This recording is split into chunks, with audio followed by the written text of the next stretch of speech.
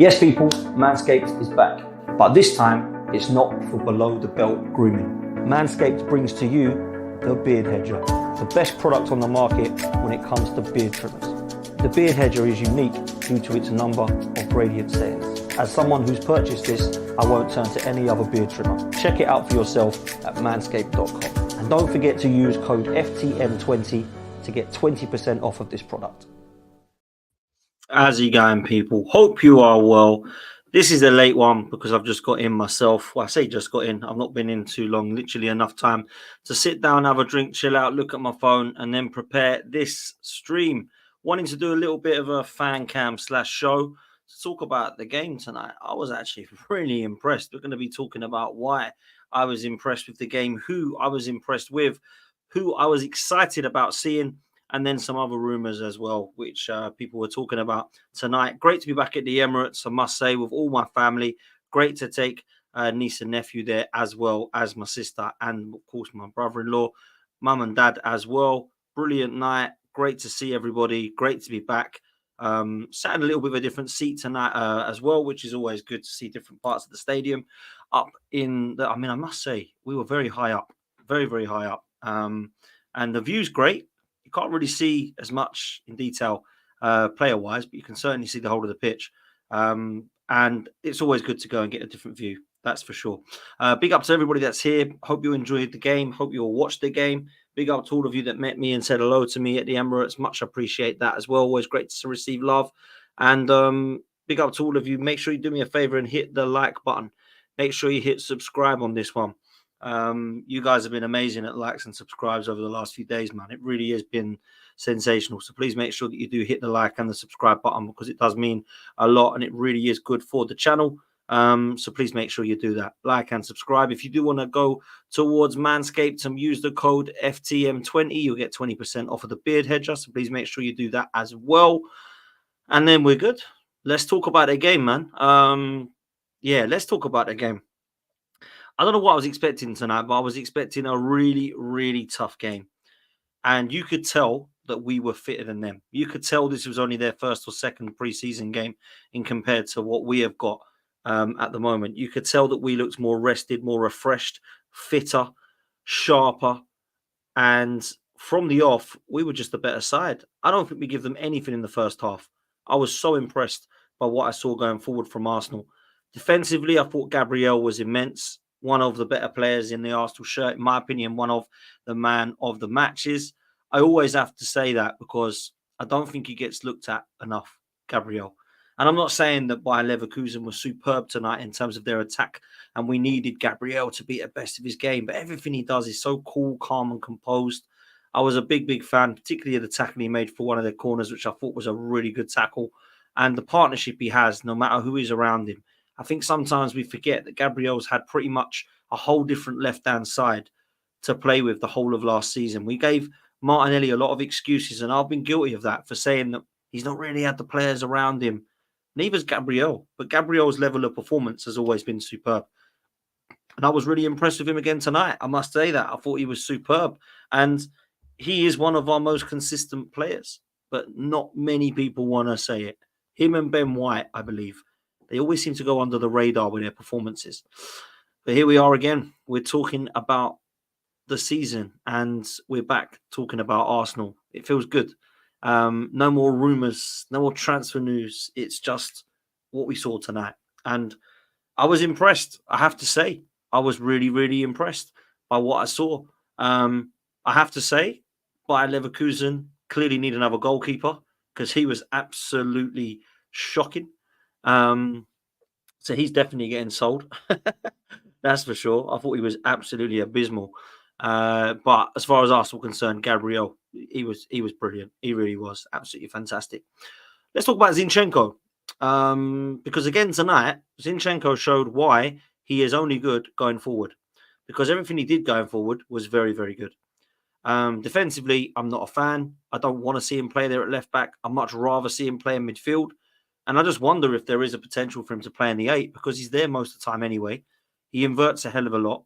And when he does go forward, that was a bullet of a shot for the goal. Absolute bullet of a shot. The number 17 on his back now, completely new squad number, one that he says he has always wanted, one that he wears for Ukraine apparently as much as he can, one that he always wanted at Manchester City, one that he's now got now that Cedric Suarez has left at Arsenal. And if it makes him play like that, then fair play, because actually tonight I thought Zinchenko is very good. And he's a player that I've definitely criticised, rightly so. I think it's been justified for me not to give big up Zinchenko when he has been defensively poor for Arsenal. But I'll say this now. I thought he was good tonight. And I thought he was very good with his link-up play. I thought offensively he was very good, comfortable on the ball, good with his passing. And what a goal. What a goal. But I have to give the plaudits tonight to who I thought was my man of the match, and that is Trossard. I just, wow. Looked so easy for him, effortless. I didn't feel like there was any part of me that worried when he was on the ball. He looked like he was going to make things happen. He was threatening. He had flair tonight. It looked as if he had pace tonight for some reason. Trossard never really is known for his pace, but he just looked quicker, sharper, and fitter than anybody else on that right-hand, left-hand side. I don't believe, personally, we can sit there and say that there was anything he did tonight that wasn't pretty magical. I thought it was a fantastic first half, in particular from Trossard. And you could see why it took Martinelli a long time to come on the pitch, because he was an absolute joy to watch, Leandro Trossard. And he's a player that I do believe will continue to have a good season. Now, I made it quite clear on previous streams that I think Martinelli could have a big season. But this guy's got to be knocked out the side. And at the moment, he's definitely starting for me. He has been so good all of last season, scoring the goals alongside Bukayo Saka like he did. But tonight's performance, it was just mega, man. It really was. The goal that he scores straight after Zinchenko's goal, it's just magnificent. Like, I've looked at it again and again and again, and I just think, how have you sold that defender so easily like that? And how can I watch it, believe it's going to happen, and you still pull it off? Like, that was how good he is, man. The quick feet of the guy is just phenomenal. Like, I've been so impressed with him.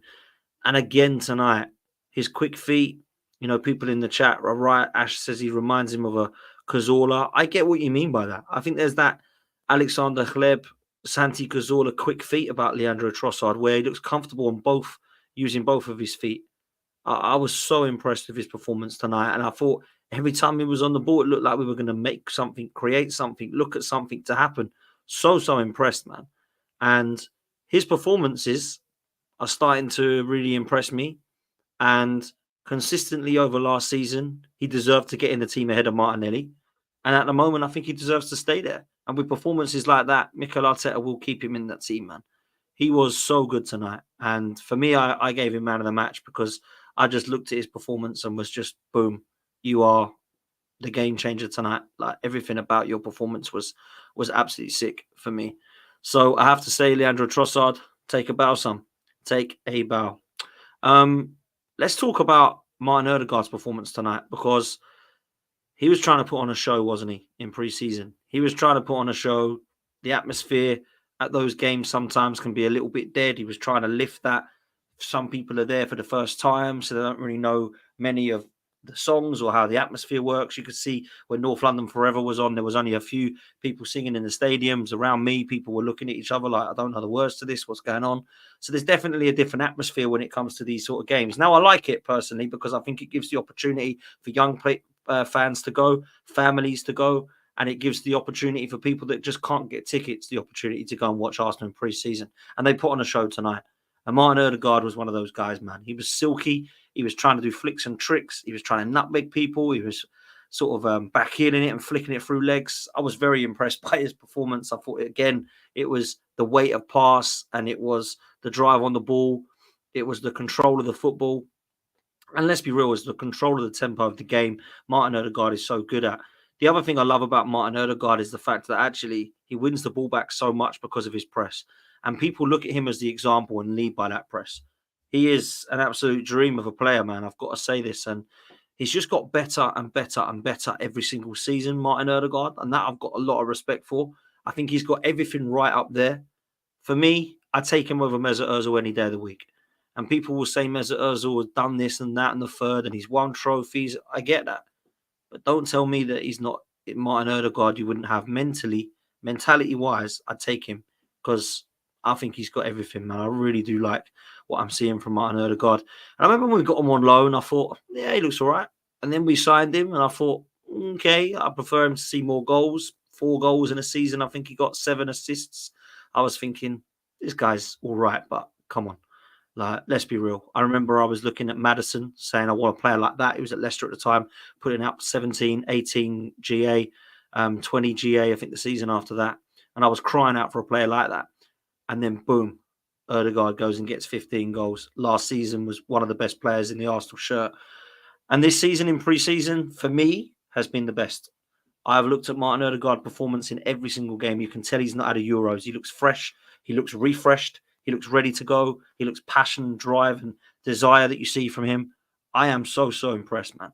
So impressed with what I've seen from Martin Odegaard. And I just hope he gets better and better, because who knows? You know, the kid's mad that he's only 25 years old. You know, he plays like he's a 35-year-old. You know, the actual sort of casual, effortless passing and ability on the ball is just, it's breathtaking. It really is. And again, tonight, I thought Odegaard was class. And I just think he deserves all the credit that he's getting at the moment, and rightly so. You can see he wants it. You can see he's hungry. The way he speaks, the way he acts, the way he trains. He's focused 100%. And I love players like that, man. So, Martin Odegaard, wow. What a magician. The other player I'm going to big up tonight is Gabriel Jesus. He has looked sharp so far from what I've seen in pre-season. And tonight was no different. I must say, it was a bit of a bizarre goal. It was a throw-in, which kind of fell to him, and he just took the ball and took the ball and took the ball and took the ball. And nobody tackled him, and he slotted it home. Now, the goalkeeper's got to do better. If you actually look at that, it's hardly even in the corner. I don't know how it's gone in, but it has. But it wasn't just that. I thought Gabriel Jesus tonight looked really sharp. I think he looked really keen to link up play. He looked like he was interested in getting on the ball and doing some flicks and tricks. It looked like he was trying to do 1-2s. He was trying to work alongside Kai Havertz tonight, who I'm going to come on to next.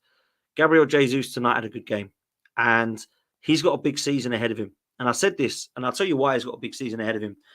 Because he's come for a big price tag.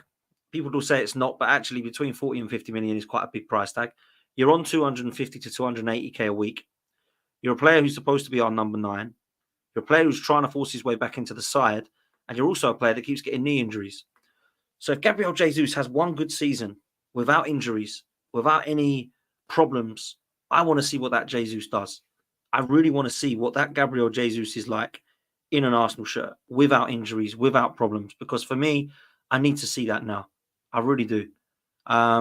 He is a nuisance. He's hard to mark. He's a great footballer. He's fantastically, technically gifted. But I need to see more of Jesus in front of goal, scoring. And until I see that, I'm not going to say that Jesus has been a massive success at Arsenal until that is what he's doing, because that's what we bought him for. I actually don't see him as a number 9. I really don't. And I know he played there tonight, and he actually linked up quite well with Havertz tonight, who I thought was okay again. I don't really understand this loving for Havertz. In midfield, it doesn't work for me. I just don't like it. I know that he got the assists and the goals tonight. All good. He had an okay game. I'm not going to sit there and say he was outstanding. Won the ball back a couple of times. Linked up very well with Gabriel Jesus. But I didn't look at his performance and go, wow. It didn't wow me like the others did. Personally, I thought Trossard, Odegaard and Jesus were better than him. And that's not to say it a shocking game. He was awful, but he had a good game. He had an okay game. So I think that deserves a mention. In midfield, good to see Jorginho, good to see Partey, good to see Rice, good to see all 3 of them getting a run in the team. Great to see Saka and Martinelli come on. Not that I thought they were electric, but good to see them get minutes. Jacob Kivior come on. If I'm honest, I thought a bit of his passing was a bit off at times, but listen, I don't think he's actually going to be at the club for a long time, for much longer. I really believe the defender they're talking about leaving is going to be him. It's not going to be Zinchenko, and it's not going to be the others. That's for sure. Bit of a strange one not to see Timber and Calafiori tonight. I was expecting to see both of them. Timber has got a minor injury and apparently will be okay for the next game. It's precautionary. They're obviously going to be checking that with him now that he's come back from ACL. And people have said to me, what was he getting Calafiori for? We've already got Timber. He's back. Well, he's back, but he's not going to be 100% fit in every single game for 40 games because he's just had 9-month injury. So they're going to be nursing him back to full fitness. And whenever he feels something, slight tweak, they're going to be serious about that. And they're going to be careful about that by far. As for Calafiori, Arteta had said that he's just not been playing enough regularly. He's had a couple of training sessions and he's not been selected for this game, but he will be for the weekend's game. So we'll see Calafiori against Lyon at the weekend. And we'll probably see Timber as well. So I personally believe it will be both of those making appearances against Lyon. So let's watch this space. There's 300 of you in here. Please make sure you do me a favor and hit the like button. There's only 74 of you that have done so far. We need to get that way up to 150. So please make sure that we can do that. Hit the like button and subscribe. 2 buttons that are free and they do so much for the channel. So please make sure that you do that. Over 300 of you now, so we'll easily get to 150. Like, subscribe, like, subscribe, like, subscribe. It's free. Please make sure you do that.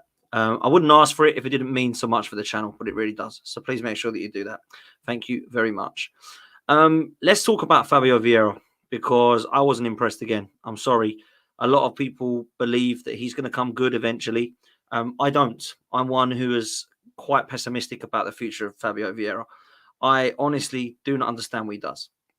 I don't get what he does. I don't think he's strong enough. I don't think he is... I don't think he's too lightweight. I think there's no doubt he's skillful, but I don't get what he does. I don't get what he does. He's got quite a nice way of a pass. He's got quite a good left foot. I don't see enough of him. I just thought it was a very meaty performance, and I was crying out for Bukayo Saka to come on, if I'm honest. He is not good enough. I'm sorry. He's just not. And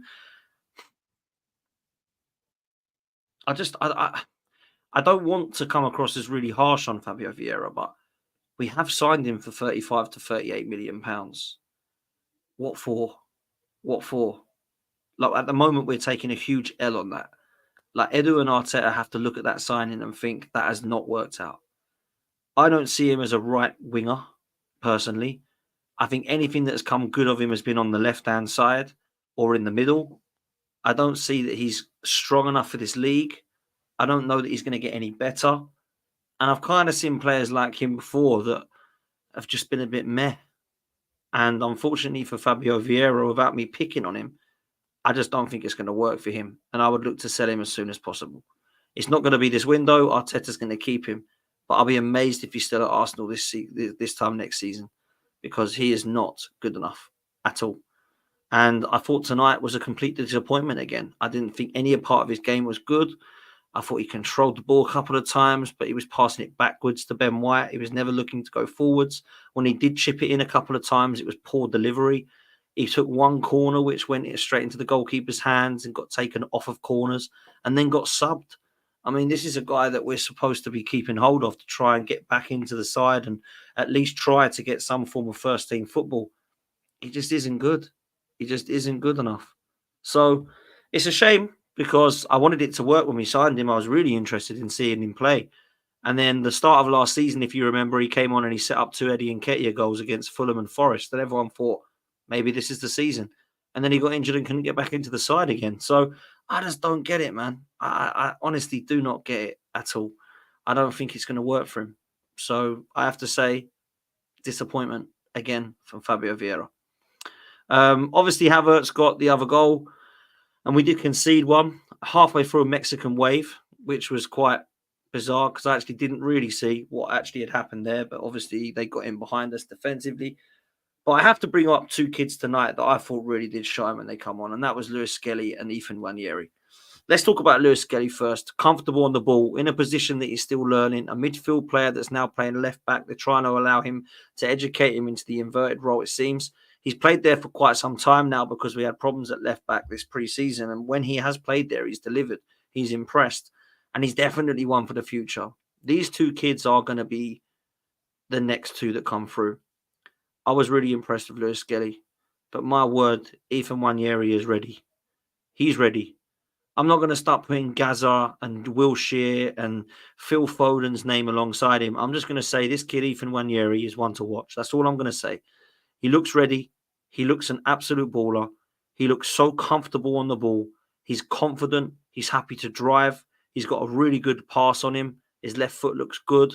He's got a delivery as well in terms of if he can see a pass wide, he'll dink it across to them. I was really impressed by his drive. I was really impressed by his turn on the ball. And I look at what Ethan Nwaneri could do this season, and I honestly believe, this might be a wild take, but I honestly believe that he can play a lot of football for Arsenal this season. And I don't think we will miss Smith-Rowe if these performances continue. I really believe that. Now, I still feel that we need another player to come in there because I don't rate Fabio Vieira. Ethan Nwaneri's young.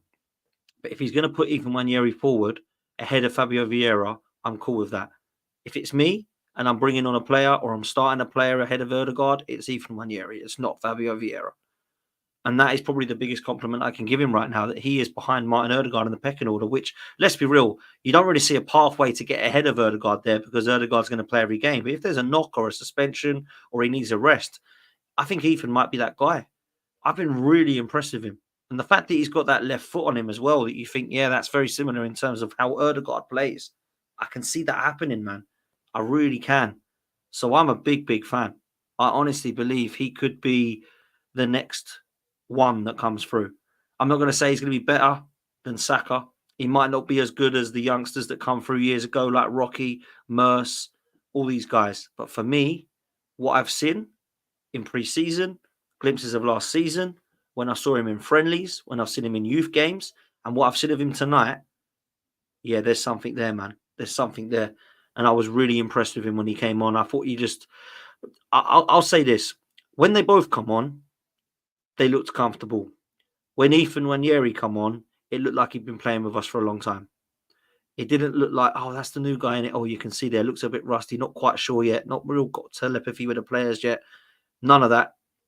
16, 17-year-old kid looks a baller already. So let's give him some game time. I honestly believe he already looks better than Fabio Vieira. And I've seen Fabio Vieira 2 seasons now, and I'm still question marks over him.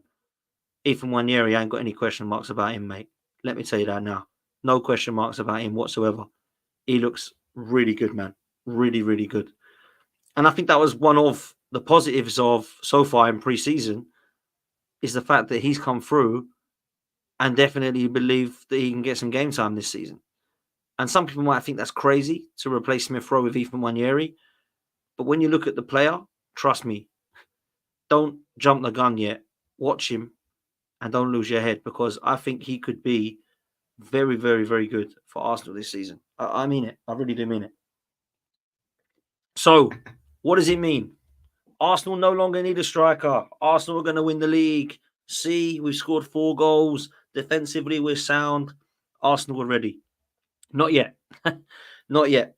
There's still 2 more positions we need to fill. I think Mikel Merino is going to come in now that Calafiori's in, and I think that left-hand side will definitely be improved. But we need a striker and we need a winger. And if it's not going to be Eze, it's not going to be Pedro Neto, it's not going to be Leroy Sané, maybe it will be Yilmaz, maybe it will be Bakayoko. I've no idea who it's going to be, right? But we need a winger and we need a striker. And it's either going to be Osimhen or Gyökeres if we get one at all. Now, the likelihood is when I speak to people, they're going to say, no, I'm putting my money on the fact that actually we don't need a striker and we're not going to get a striker. Some believe that we do need a striker, but we're not going to get one. And some believe that we do need a striker and we will get one. If I'm honest with you, I don't think we are going to get a striker, but I think we need one. And if we don't get a striker, I honestly believe that if we don't win the league, it will be a massive, massive question mark towards Edu and Arteta again, saying, why did you not get that centre forward?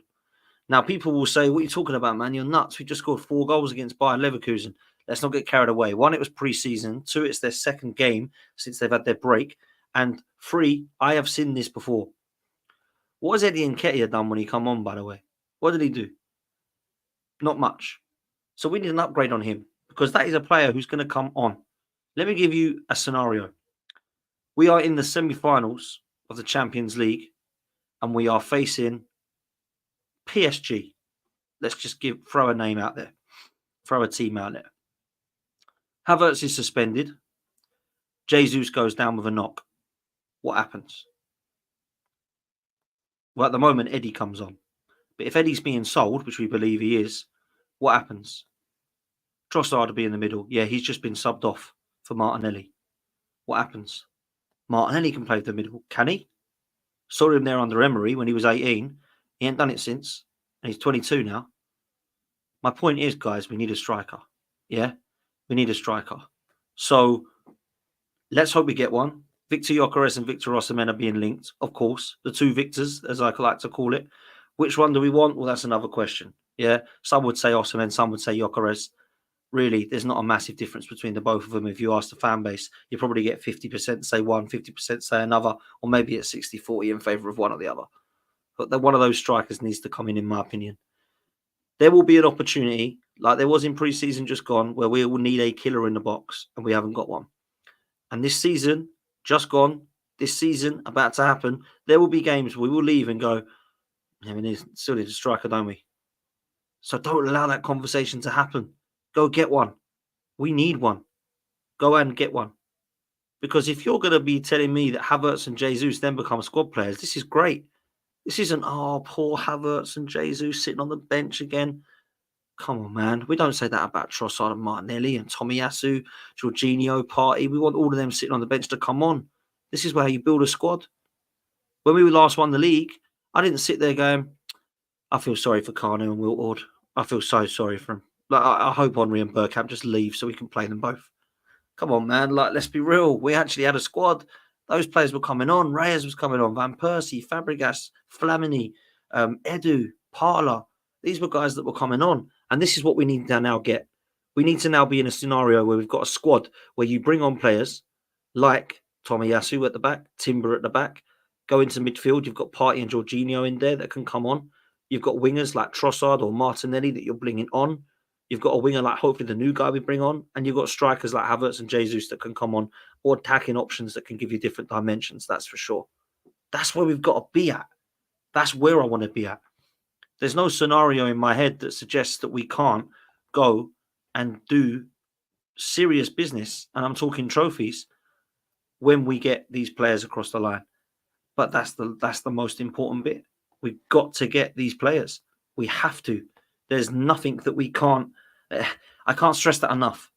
We cannot just get Merino and nothing else. Merino, for me, would be a good signing. But Merino and Calafiori don't guarantee Arsenal win the title. If we do that and nothing else, Mikel Arteta is basically saying the only thing that lost us the league last season was our left-hand side. But that's incorrect, because there was more than that. Some of it you can't buy in the transfer window. Mentality was one thing. Going to big games last season where we weren't able to get across the line was a huge, huge question mark for me. When you go to Anfield and you take a point, that's good. But when you go to Anfield when you should have beaten them because you're better than them that year and you draw, it's not great. Mentally, you've got to get across the line. Go to the Etihad. Yeah? Go to St. James Park and win. Don't lose like we did last year. Don't lose to Villa, home and away, to Unai Emery once again. Get over the line against your old manager, yeah? Because we sacked him because he was no good, apparently. So far, you've lost him 4 times. What's happening? Come on, get across the line. Then you look at the scenario where we've gone to Bayern Munich and we weren't able to get across the line then. So that, for me, is mental. We have to get the players in. We have to allow Mikel Arteta to have the tools to upgrade on Nelson, upgrade on Eddie, and upgrade on Smith-Rowe.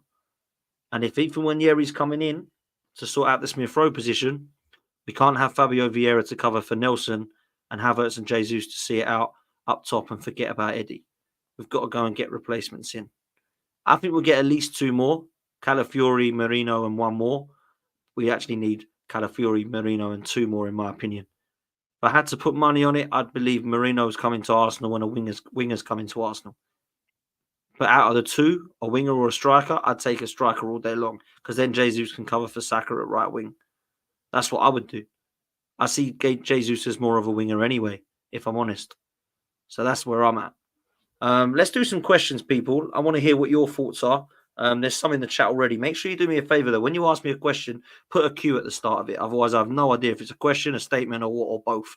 So please make sure you do that. Any questions you got for me, please make sure that you do that. I'm going to do another sort of, I don't know, 15, 20 minutes or so with you guys to chat about that. So please make sure you get your questions in. The other thing tonight I would like to say is it was great to see the atmosphere again. Obviously, it's great to see new people, great to see regular faces, great to see guys that are coming for the first time. I must say the food and drinks seem to have changed. Budweiser was on the menu. Burgers and chips was on the menu. I don't know if this is just for Emirates Cups, by the way, or friendlies, or if that's something they're implementing in.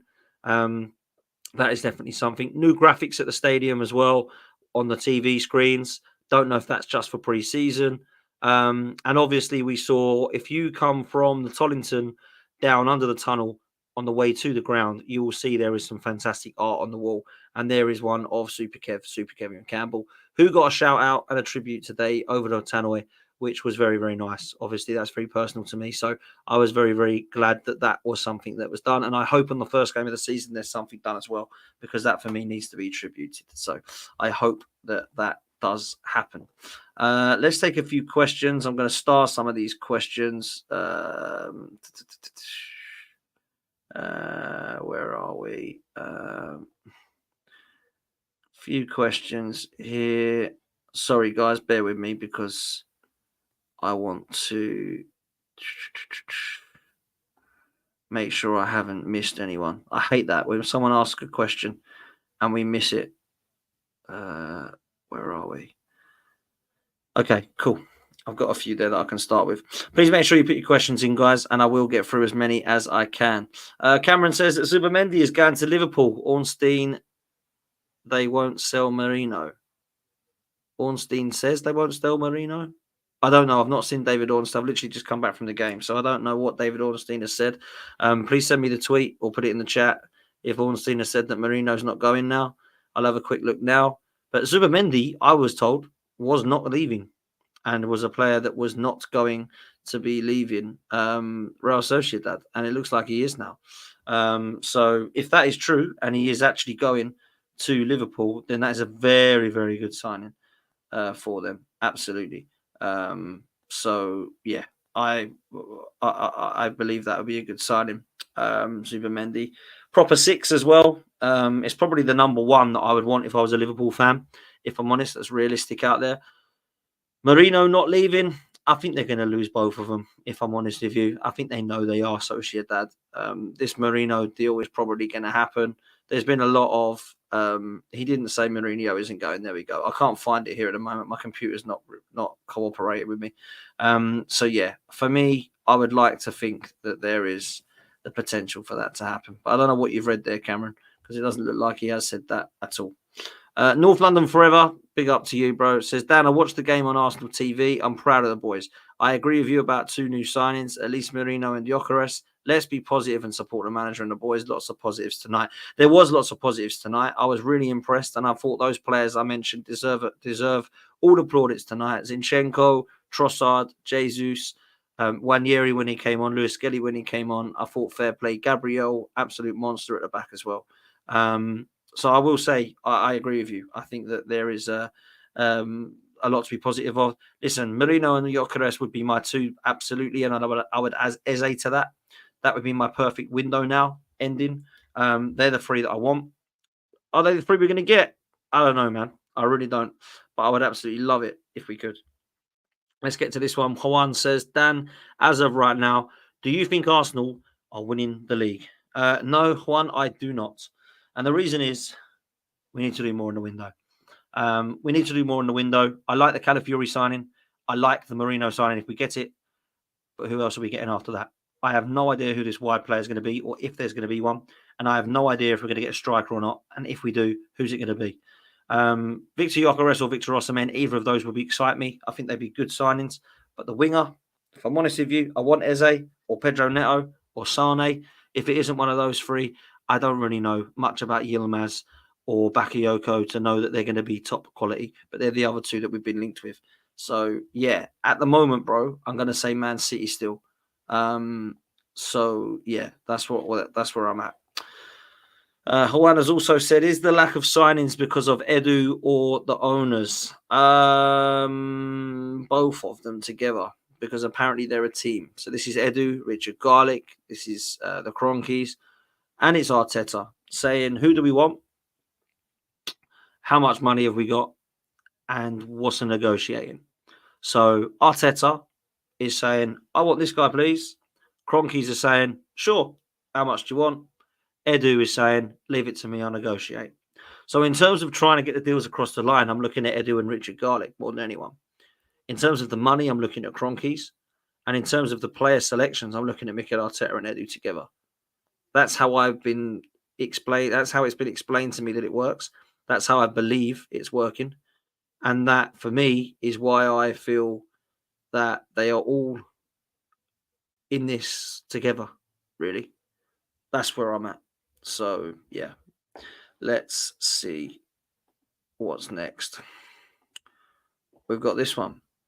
Rest in peace, Super Kev. Yep, absolutely. Thank you for that, mate. What we wouldn't do for a striker like him. Totally agree. Question, Dan, which striker would you want within reason? No Mbappe, etc. I want Alexander Isak, but I honestly think that is absolutely zilch percentage of happening. So for me, it would be Victor Gyökeres. Because I've said it before and I'll say it again, I think he's a different type of striker. I think he's a great ball carrier. I think he's fantastic with both feet. I think he gives aerial ability. I think he's definitely good in the box and he's a killer. And that's the sort of player that I would want 100%. So that's where I am going. Let's take a look at this one. What phase are you in, mate? Dan, why do we target players who are complicated? Calafiori with a sell-on clause between Roma, Basel and Bologna, and now Marino with money owed to him by Sociedad. This is a great point, by the way. I don't think that what we've done is we thought, right, let's go over those two players because they're going to be hard to get. Let's just muck around. But obviously, what you're saying is true. They have had some problems, haven't they? Calafiori had that sell-on clause. Got Roma involved, Basel involved, Bologna involved. Took forever trying to negotiate fees. They wanted 50 million. We only wanted to pay 40 million. It was crazy. That one got done. And it looks now that Marino is actually a player who is owed money from Real Sociedad. And Sociedad's saying, well, if you want him, you can just pay that money for him as well. And this is why this one is going to now be negotiated up and down, back and forth, back and forth. We're going to be in a scenario where we are going to be just the same. And this is going to take a while. It's already taken about 2 or 3 weeks too much longer than what I thought. Let's be real. When we were going to be signing Calafiori, I was like, at least that one can be done quickly. Wrong. Now we're looking at Mikel Marino. Fabrizio Romano said that we agreed personal terms with him and that we've accepted an offer. All this stuff has been sorted. Has it? Because he should be here then, if that's the case. And I like Romano. I've got a lot of time for his reliable sources, but come on, man. That's the way that I see it. So, yeah. That's where I am at. I agree with Chris here as well. It's down to all of them, but remember, clubs have to think about PSR and FFP as well. You can't just go and buy everyone. Yeah, and I think you're right, Chris. I don't think Arsenal are trying to go and buy everyone. We're trying to get Marino for £20 million, mate. You know what I mean? And obviously, I understand you can't go and just get Eze, Neto, Gyökeres, and Osimhen. You've got to go and be wise about it. But let's be real, man. We ain't spent much, have we? We're going to spend £60 million this transfer window so far. Come on. Like, we need to be spending more than that if we're trying to win the league. If we want to get top 4, we've done it. It's absolutely fine. But we need to do more than that, man. 100%. This one comes in from Boss Boobla. Says, Fabio Vieira plays better as a number 10 or in the middle. Come on, you Gunners. I don't think Fabio Vieira has done enough in an Arsenal shirt to see what position he is, if I'm honest with you. I certainly don't see him as a right winger. That's for sure. I just was missing Saka, if I'm honest. Not a fan of him. Don't think he's good enough. And that's that, really. I've said enough on that. Juan has written a statement here. It says, one thing that really annoys me is that we always try to pass our way into a goal. We don't shoot enough. The reason I brought this up is because I actually agree. And sometimes I feel like we are trying to score the perfect goal every single time. Because it's beautiful to watch and it's great when it works. Sometimes you need to have a dig, man. And look what happened today. Zinchenko took a dig and it went in. You know, Jesus had a dig and it went in. Sometimes as well, when it doesn't even look like it might go in, you have a dig, it can go anywhere. Smash it. See what happens. It might deflect off 3 people and go in for all we know. So I'm kind of with you there, 100%. Where else are we? Nando the Gunner. He has said, big up, bro. Dan, I think getting Victor Gyökeres is more important than waiting on Isak to be available. If we don't get any of those two, what do you think Mikel and Arsenal should do? Do we really keep Eddie? No, I don't think we keep Eddie. Eddie's clearly wants to leave the club. He wants to go to Marseille, make it happen, come to a compromise and get that deal done. Even if it's £24 million, whatever the hell it was, let's do it. So that for me is why I believe we should just get that deal done. Then in terms of Victor Gyökeres, I believe we should get him this summer. I think it's time now to have another 9. I do not believe that will put us in the red at PSR when we've been selling these players. I understand, however, that PSR means we have to sell players. We can't just keep going and buying, spending 200 million, 200 million, 300 million, 400 million.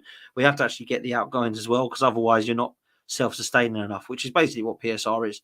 You've got to be selling players to then bring the money in to then go, actually, we've sold these amount of players and now we've put that money on these players here and we've upgraded the squad. That's ideally how you keep yourself away from the PSR problems. So I understand why Eddie, Nelson and Smith-Rowe are being sold, because they're 100% profit. Ramsdale, I imagine, will find another club. There's rumours that Wolves are interested in him today. So maybe that is an opportunity for him to be sold as well. Didn't feature today at all, which I was quite surprised about, to be honest. Thought he might have got a half, or maybe he will play at the weekend's game. But very, very interesting there. And that is why I think that we should be able to go with that money that we finally get in. Excuse me. Must be that time. Victor Gyökeres is the guy that I would go and get with that money. So absolutely. That's for sure. Let's do the last couple of questions before we wrap up. This one is from Femi, who says, will you keep Arteta if we win the FA Cup and finish second? Yeah, because he's got silverware. And I said he's got to deliver, and he's got to definitely put something on the table to say that he is able to win with this team. It is that simple, guys. It is that simple. It is literally win me a trophy and you will be fine. And you will be loved like all the other managers that we have, seen been successful. If you're successful at the club and you can say that you've got 2 FA Cups now, I mean, obviously the one he's won before was with Emery's side, but he still did win it. You will say, look, he's been successful. Now he's got to go and win one of the majors and keep winning trophies. You've got to be successful. It's not like winning an FA Cup and it's like, oh, brilliant, now I can chill out for 5 years. Nah, you've got to go and deliver each season now. This is what Arsenal should be raising the standard about. We should have the pressure to win. Managers should win at this club. If you don't like that, people, go and support Everton. Or go and support Tottenham, because they don't win. And they're all loving Ange at the moment because Ange ball. Like, real talk. Like, he supported a club that is known for winning stuff. That when I was growing up, win. And that's what it was. Like, seriously. In 89, we won. In 91, we won. In 93, we won. In 94, we won. In 96, Wenger came. And then you know what happened then? Doubles in 98. Doubles in 2002. Won the FA Cup in 2003. Invincible in 2004. FA Cup in 2005. Champions League final 2006. Then we moved to the Emirates and we go on that drought. And then we'll kick up a few FA Cups and people aren't happy enough with it. That's because we were winning. Pretty much every year or every other year. There was no trophy drought. At the moment, it's the biggest trophy drought we've had in a decade. 5 years without a trophy, that's not good enough. So we've got to do it, man. Got to get across the line. 100%. That's the way we've got to do it. Last couple of questions before I do come to a close. This one comes in from Nando the Gunner. He says, not a question, but did you see Mikel ignore Eddie when coming on? I was only talking to the young boys. That makes me believe Eddie's definitely going. Did you see it? Okay. I didn't see that, but what I will say is I did see him get hugged when he was getting ready to come on, because I was there and I didn't realise who it was who'd hugged him when I saw the number 14. It was Eddie. So there's definitely nothing there to worry about, Nando. This one comes in from North London Forever. Says, Dan, could you arrange a 12-man meetup somewhere like Punch and Judy in Covent Garden? Who knows, you can make a live stream out of part of meetup. Okay, watch this space. Watch what's happening here. This will happen. It won't be in Punch and Judy bar. I do like Punch and Judy bar. It won't be there, but this will happen. Trust me. So, yeah, keep an eye on that one. That definitely will be something that we're looking at doing. So, yeah, keep your eyes peeled for that. Nabil has said statement, Arsenal won't sign a forward unless they sell another homegrown. Before the 1st of July, Arsenal was 7.4 million away from breaching PSR, according to the Swiss Ramble on Google. That is accounts to Premier League teams. I don't think we need to worry about the PSR thing, honestly, with Arsenal. I really don't. We do if we're going to go and sign £500 million players. But if we're trying to sign Victor Gyökeres after we're selling Eddie Reece, Nelson and Smith-Rowe, we're not going to breach PSR. Like, trust me, we're just not. We're not in that position. With all the money we've got coming in for Champions League and all the other merchandise and all the other sponsorship deals, we seriously are not on the brink of this PSR thing. So please do not worry. It is not going to happen. Mark, big up, says, when asked about Ramsdale not starting pre-season games in the post-press conference, Arteta said he needs to fight for his place like every player. Do you think he's being unfairly treated? I think he's already been unfairly treated, bro. I think he has. The way that it was done was not nice, in my opinion. They should have said to him, you are no longer my number one. We are bringing somebody in. Would you like to leave? Or you say, you're going to fight for your place. I'm going to have 2 number ones and you're not going anywhere. Show me you're the number one and give him the chance to be the number one. Not just dump him out against Everton, I think it was, and just put Raya in. And that's it, done. Like, really, I thought that was mad. Like, I thought that was mad, the way it was done. I didn't like the question, if I'm honest. Why aren't you playing Ramsdale? And I certainly didn't like the answer. He's got to show, it was something like he's got to fight for his place, show he's got the right attitude for that or something. I didn't like that. I thought it was like, again, like trying to sort of dig him out a bit, really. He's not got a future at Arsenal, unfortunately. And the thing is, Mark, we just got to accept he's going to go. That's the way I think it will be. Let's take this one as the last question. Dan, do you think Havertz will get 20 goals in the Premier League? No, I don't think he will. I think he can get 15. Is he going to play as the number 9 all year?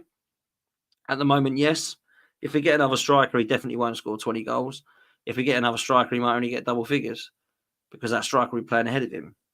But I still think he's a massively important player for us. And I still think that he can come on and give us a different dimension. I think he can give us a different kind of style for sure. So that's where I'm at with Havertz. Not my favourite player. I think most people know that. But certainly don't think he's an absolute shambles. And one that I think definitely can come in and do a job for Arsenal for sure. There we have it. Absolute legends, all of you. Arsenal 4, Bayer Leverkusen 1. Pre-season well underway. 1 left to go, Leon. There's only, 9 days now until we kick off the season against Wolves. Mikel Arteta says everybody will be fit for that game, as long as we don't get any injury from that point. So that includes, I imagine, Tommy Asu and some of the others that are missing out at the moment. Timber, Calafiori, all those guys will be back. So please make sure that you do me a favour. Hit the like button. Hit subscribe.